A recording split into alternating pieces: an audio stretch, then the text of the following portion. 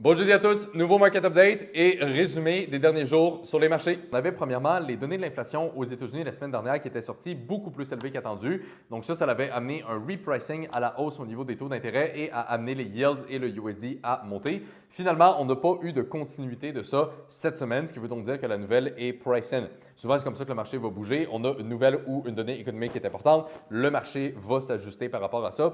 Une fois que c'est fait, on se stabilise et ça va rebouger une fois qu'on va avoir un autre élément important. Concrètement, c'est pas mal aussi simple que ça. Maintenant, point important à comprendre donc, c'est que vu que ça c'est price-in, eh bien là, le focus revient encore une fois au conflit entre les États-Unis et l'Iran. Et la grande question demeure encore la même. Est-ce qu'on va avoir un accord? Est-ce qu'il va y avoir une escalade?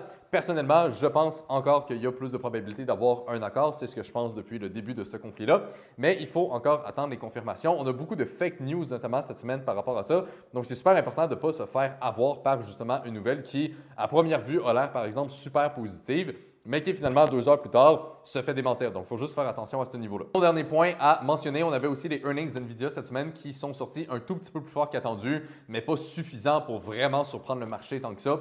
Donc, au final, l'impact de ça a été plutôt négligeable. Sinon, point de vue technique, eh bien, évidemment, il ne se passe pas grand-chose vu qu'on est pas mal flat au niveau du fondamental. Donc, on a les indices qui sont dans un range et c'est la même chose pour le pétrole et le USD. On a Gold qui a tenté un breakout à la baisse que j'ai essayé et finalement, ce trade-là s'est terminé à break-even. Et par la suite, j'ai repris un achat une fois qu'on s'est stabilisé au-dessus de ce niveau-là. Donc ça, on verra comment ça évolue dans les prochains jours.